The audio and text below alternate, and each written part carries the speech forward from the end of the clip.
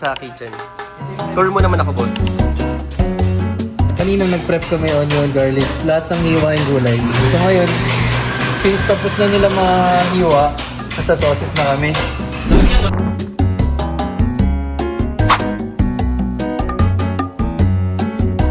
Prep list natin ngayon. Hiwain muna natin yung mga onion, garlic.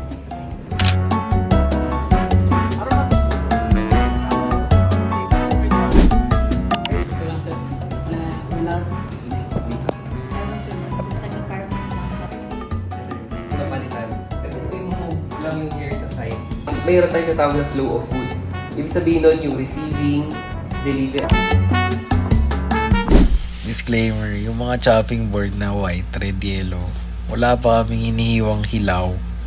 Bibili pa kasi ng additional white chopping board. Maraming delay. Ito matagis sa tubig, tsaka kakagawan. Kanina natapos na yung food safety. Ngayon pwede na sila mag-handle ng mga pagkain at ingredients.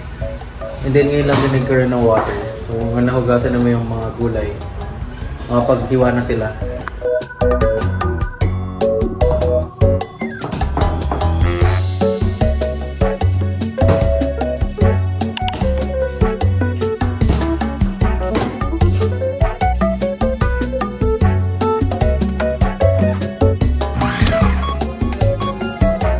Food processor yung onion.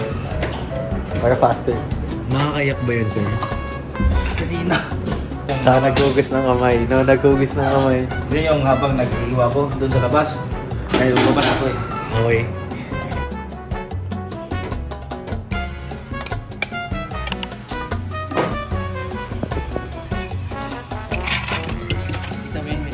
Tawag yung technology mo, sir. Teknolohiya. Ay, sir. Malaki lang yan. Lagay. Lagay na yan. Ito cold sauce. Gumagawa si sir ng ranch dressing. Alfredo sauce. Tawag yan. Translucent. Sabi mo natin yun. Lagay mo na oil. Sabi na. Lagay mo garlic.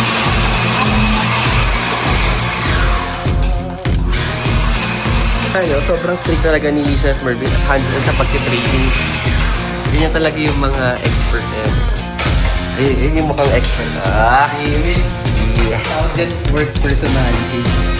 So, lalabas na ako dito, nagkakaloka na kami.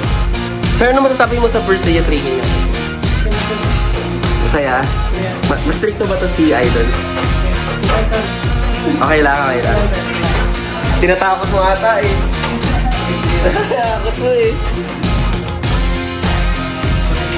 Tapos na tayo mangulit sa kitchen.